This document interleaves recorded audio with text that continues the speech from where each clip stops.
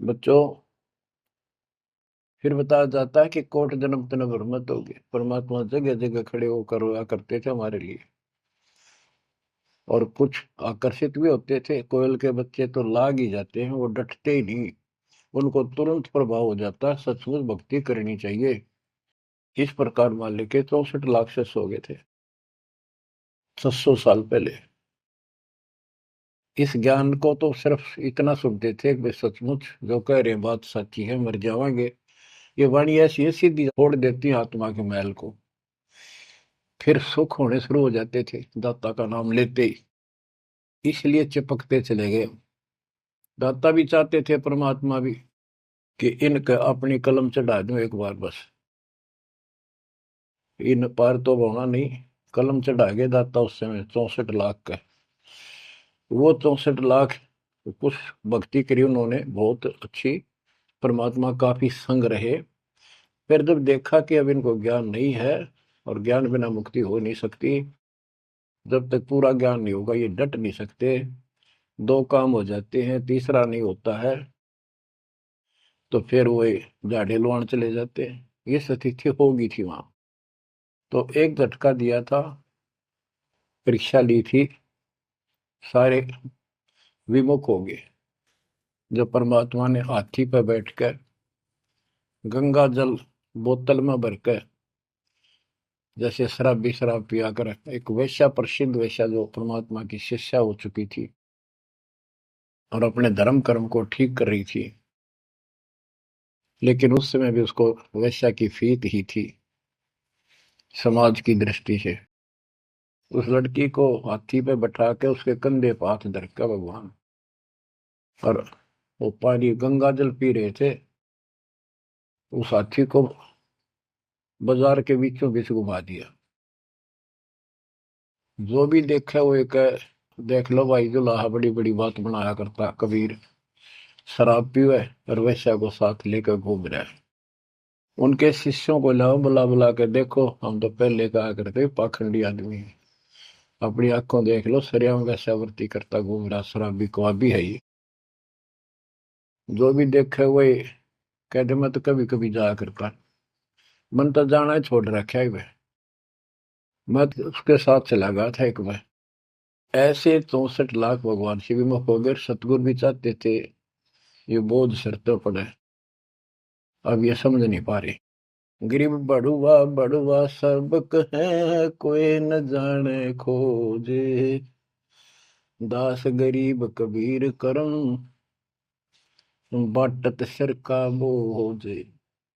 कि उस लीला को कोई नहीं समझ रहा था, वो तो अपने सर का बोझ, ये पूरी आस्था थी नहीं उन शिष्यों की, इसलिए इनको पटक रहे हैं, ठाक सर पर अपना बोझ हल्का कर रहे हैं। बच्चों, गुरुद्रोही नहीं बने तुम उस समय, सतगुरु विमुख हो गए।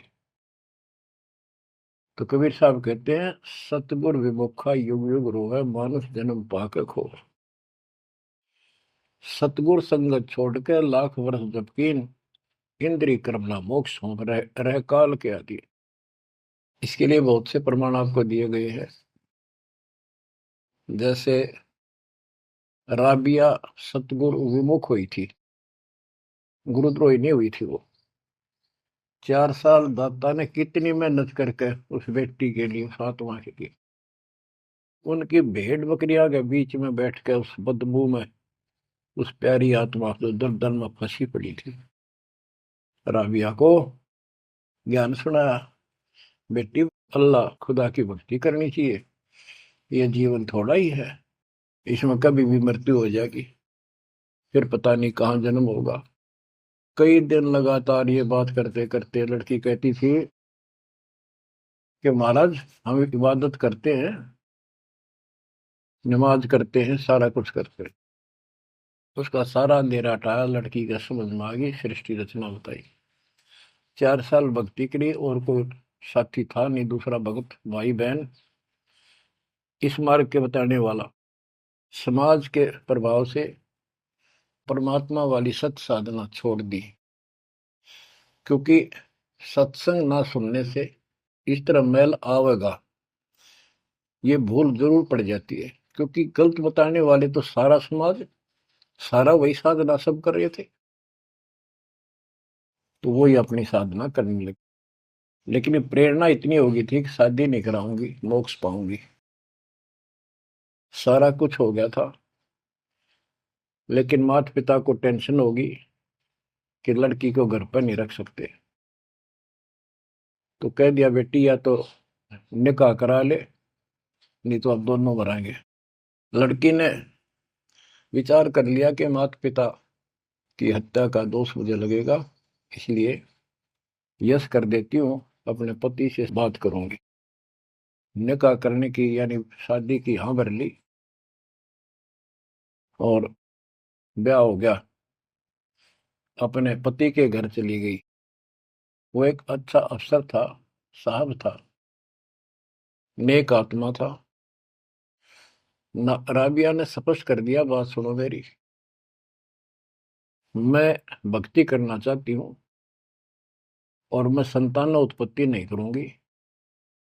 अगर आपने जोर जबरदस्ती कर दी तो मैं फांसी खा के मरूंगी, ये फाइनल सुन लो। उसके पति ने कहा कि एक बात बता राबिया, जब निकाह हुआ आपने स्वयं कबूल किया था, मैं निकाह कबूल करती हूँ।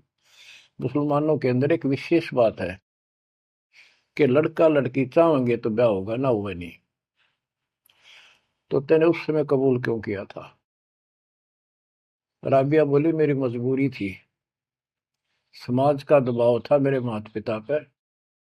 मेरे माता पिता ने शर्त रख दिया तो शादी करा ले, नियम दोनों मरेंगे, तो इसलिए मैंने शादी कर ली। अब आप पर फैसला है, वहां तक दो मरे थे भी आ एक मरेगी, मैं भक्ति करूंगी, ये मेरा फाइनल फैसला है। तो समझदार था, मुसलमान कई कई शादी कर लेते हैं, उसको इसकी कोई समस्या नहीं थी, परमात्मा की दया से गुजारा भी खूब था।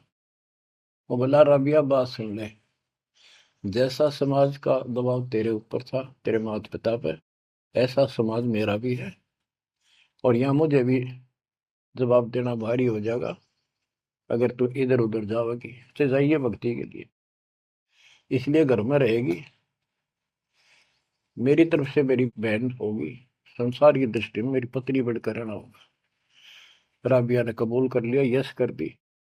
उसने अपने और विवाह करा लिया।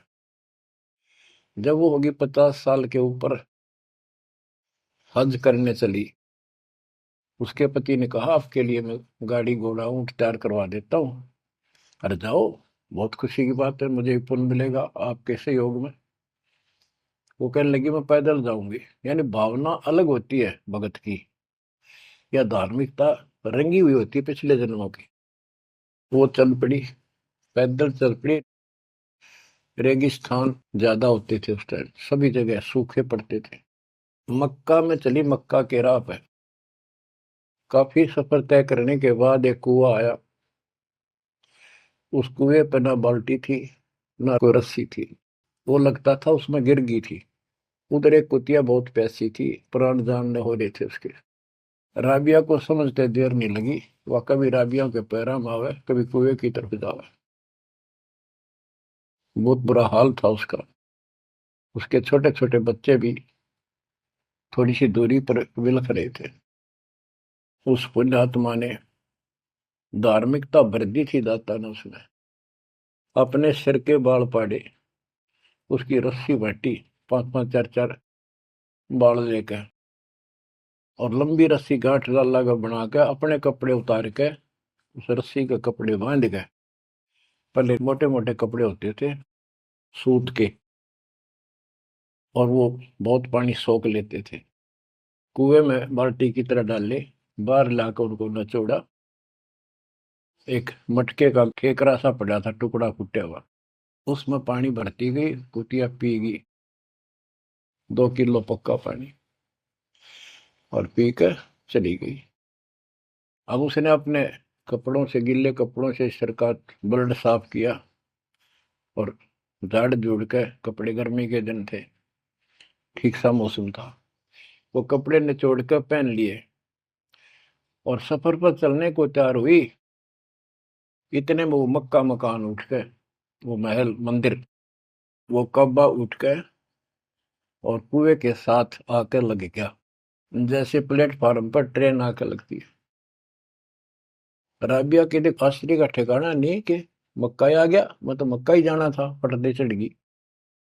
उसके अंदर बड़ी बढ़ते उठ लिया, चढ़ते उठ लिया, उड़ के चल पड़ा। उधर से अब्राहिम सुल्तान अदम पहले किसी और जन्म में था। जैसे परमात्मा गरीबदास जी कहते हैं, वाहन गरुड़ कृष्ण असवारा लक्ष्मी डोरे चौर पारा असुर निकंद मेढ़ी में। अब गरीबदास जी को कृष्ण विष्णु दिखाई देता और कृष्ण को ज्यादा लोग मानते हैं। इसी प्रकार उस समय जो अब वर्तमान में वाणी बोली गई, अब्राहिम सुल्तान को अधिक जानते हैं, इसलिए सुल्तान अदम का जिक्र किया, जबकि पहले ये किसी और शरीर में था, राबिया के समकालीन था। सब कहने लगे भाई मक्का कहाँ गया, मक्का कहाँ गया, मंदिर कहाँ गया। अब्राहिम सुल्तान भी वहां जाता रहता था, मुसलमान भाइयों को समझाना चाहता था, गुरुदेव के आदेश से अपनी सच्ची राह बताया करता, क्योंकि वहां धार्मिक लोग ही जाते हैं। वहां चर्चा चली कि मक्का कहाँ गया, मक्का कहाँ गया। सबको आश्चर्य हुआ। अब्राहिम सुल्तान जो पहले शरीर किसी और शरीर में था, गरीबदास जी की वाणी में है कि सुल्तान अदम मक्के गया, मक्का नहीं मकान गया, एक रांड को लेने को नो कहे अदम सुल्तान। अब्राहिम सुल्तान अदम कहता है कि नकमी औरत को लेने गया, वो पहले सतगुरु शरण में आई थी, वो साधना छोड़ के अब ये वही जड़े ढो रही है। उपस्थित मुसलमानों को उसकी बात अच्छी नहीं लगी, दुख भी हुआ, लेकिन मुसलमान था इसलिए आगे बात बढ़ी नहीं। इतने वो मक्का आके वहां यथा स्थान पर स्थापित हो जाता है। लोगों ने देखा उसमें एक लड़की, एक औरत है, एक बहन है। नाम पता करा तो पता चला ये ऐसे ऐसे इसका राबी नाम है। सारे मुसलमान समाज में ये हो गया भाई भक्ति हो तो राबी जैसी, अल्लाह को खुश कर लिया, इसको तो जन्नत मिले ही मिलेगी। अगला जन्म उसका एक बांसुरी नाम की लड़की का हुआ। परमात्मा जो उसको चार्ज कर गए थे, वो परमात्मा की चाह उसके अंदर फिर भी तड़प रही थी। उसने ब्याह उस समय भी नहीं कराया और अपना शब्द गाती रही, परमात्मा अल्लाह की महिमा सुनाने लगी। और बंसुरी रूप में बाद 50 साल से ऊपर होगी, हज करने गई। तो उसको ये ज्ञान हो गया था, क्यों परमात्मा की धार्मिक बातें डेली गाती और सुनती थी, कि जो मक्का में मरता है उसको सीधी जन्नत मिलती है, स्वर्ग, बहिश्त। तो उसने सोचा ये शरीर तो एक दिन जाएगा, और कहते हैं मक्का में मृत्यु होगी तो जन्नत मिलेगी, जन्नत के लिए सब कुछ किया जा रहा है। उसने वही गर्दन काट दी अपने हाथ से तलवार मार के। सब कहने हो गया भाई बांसुरी तो गई स्वर्ग में, बांसुरी ने कुर्बानी दे दी और जन्नत में गई। अगला जन्म उस आत्मा का कर्महीन का वैश्या का बना। दो जन्म कति ब्रह्मचर्य के पालन कर लिए, आखिर में सारी कसर काट दी काल ने। परमात्मा कहते काल के षड्यंत्र को तुम तक ये समझोगे, ब्रह्मा विष्णु महेश अभी तक नहीं समझ पाए। फिर दया करी दाता ने, वो गंदा नरक भोग के वह फिर मरी। एक शेख तकी नाम का सिकंदर लोधी राजा का धार्मिक गुरु था, और ये भी कहते वो उनका एक प्रधानमंत्री भी था। जो भी उसके घर जन्म हुआ उसका, 12-13 वर्ष की होकर वह मर गई, कब्र में दबा दिया गया। एक दिन परमात्मा ने ऐसी लीला करी, क्योंकि सोचल छिद्र मैं करूं अपने जन के काज, काम तो उनका था सारा उस बेटी के लिए। शेख तकी के ने जब सारे हथकंडे अपना लिए, कबीर साहब आयरा नहीं, मुर्दे जिंदे कर दिए। उसने कहा वो तो सदमे में था, कमाल, रामानंद जादू जंतर ते जिंदा कर दिया। जब जानू मेरी बेटी कब्र में दब रही है, उसको जिंदा कर दे। कई दिन हो गए, 15-16 दिन हो गए। परमात्मा ने कहा ठीक है भाई, सब इकट्ठे कर लो। मुनादी करा दी, उसने खुद करा दी, कहा जिसकी पोल खुलेगी। परमात्मा ने समय बता दिया, उस दिन करूंगा जिंदा। हजारों आदमी, सिकंदर लोधी, शेख तकी, कब्र फुड़वा दी, वहां इकट्ठे हुए। कब्र फुड़वा दी, लड़की का शरीर था। तो परमात्मा ने कहा शेख तकी तू कोशिश कर ले, कदे 5-6 नंबर बनाओ है। और कहे या सदमे में थी। दूसरे बोले जी अगर ये इस तरह कुछ इल्म होता, अपनी बेटी ने कौन कब्र में दब मिट्टी में, आप दया करो। कबीर साहब ने कहा हे शेख तकी की बेटी जीवित हो जा, नहीं हुई। दूसरी बार कहा यही, नहीं हुई। शेख तकी ने बगड़ा पा दिया, नाचन लग गया कि डोंगी की पोल खुल गई, देख लो। कहूं था ना मैं, कभी मुर्दे जिंदे होते हैं, ये तो कयामत के समय होते हैं। तब परमात्मा बोला डट जा बंडेले, रुक। तब कहा हे कबीर की बेटी, आत्मा जहां भी है वापस आ, शरीर में प्रवेश कर बेटी। और 12 इतना ही कहा था, शरीर में कंपन हुई, लड़की उठी, मालिक के चरणों में आके दंडोत प्रणाम किया और खड़ी होकर 1.5 घंटे अपने पिछले कर्म, वो पाप बकवाद गलती सारी दोहरा दी और अपने भगवान के साथ चली गई। परमात्मा ने कहा जा बेटी अपने पिता के साथ, शेख तकी के साथ। लड़की बोली मेरा बाप आप हो। इनका तो इतना संस्कार था, इन दाब दी मट्टी में। अब इनका मेरा कोई संस्कार नहीं था।